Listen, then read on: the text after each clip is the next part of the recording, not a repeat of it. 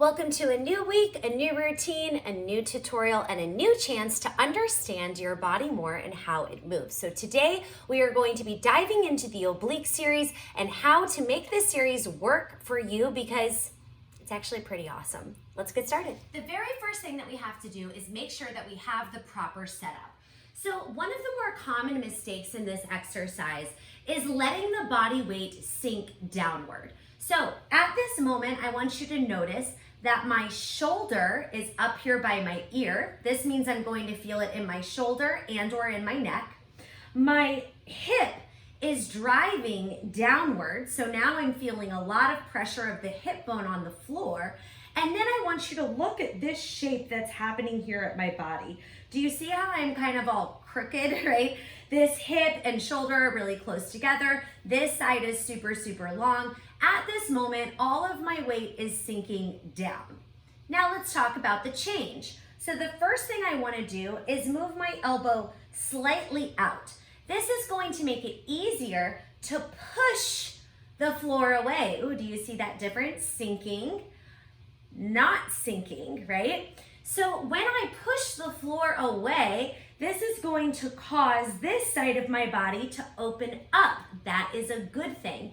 And now I'm thinking about using this under oblique to help get my body weight a little bit lighter on the floor. So while the hip bone is touching, we're not letting the weight sink down so much that it's forcing itself into the ground. Again, here is where we want to start.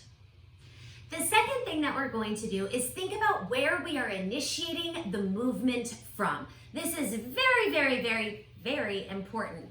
So what will commonly happen is the client, that's you, will try to just move their knee and their elbow. Do you see what's happening here? At this moment, I am initiating the movement right here from the hip flexor and then up here from the shoulder. And I'm not really going to feel much of anything at all. I'm certainly not going to feel my oblique. In fact, the only thing that I'm feeling is my hip pop. So let's look at how we actually initiate the motion. Watch. The knee has a little turn up, not sinking down. Now I'm going to pull my belly in from right here. My hip and my rib come closer together. Watch it. I come in, right here. Now I'm cinching at the side of the waist. And yes, my knee did move in some. However, I didn't yank it from the knee, right? Wrong way, right way.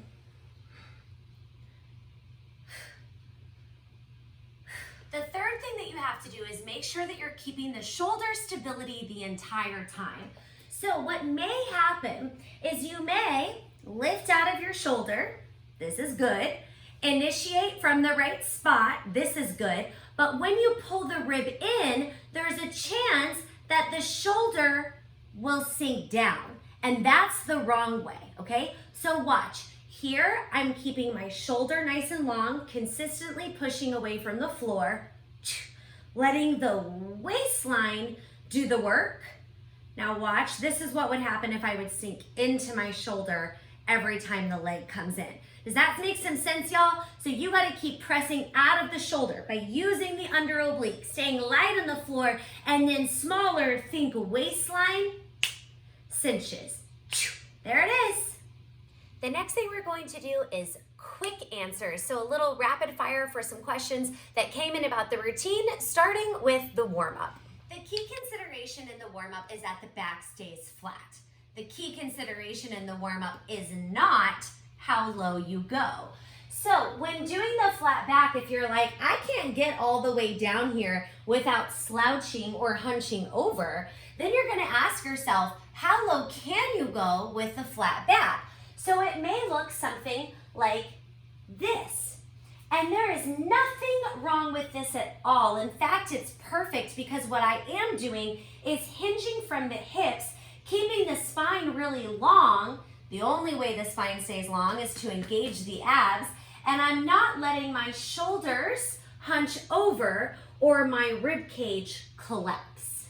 Anytime we have arm motions, they are completely optional. So when doing the lunge series, if the arms are throwing you off, you could do a little something like this. 1, down, 2, open, 3, little twist, bring it in, take it back, just hold, then return up to standing, okay? The arms, always secondary, especially if they either A, throw you off your balance, or B, cause shoulder or neck pain. If you're doing arms and the shoulders bother you, the most common thing that goes wrong is the hands get up a little bit too high. So my rule of thumb is always that my hands stay lower than my shoulders. And I think it's actually helpful to drop them down here some so that whatever you do, you can keep the neck loose. So when doing something like an overhead press, instead of lifting the hands higher than the shoulders, try pushing them out in front of you, keeping them a little bit lower, and that should alleviate the shoulder while still actively working the arms.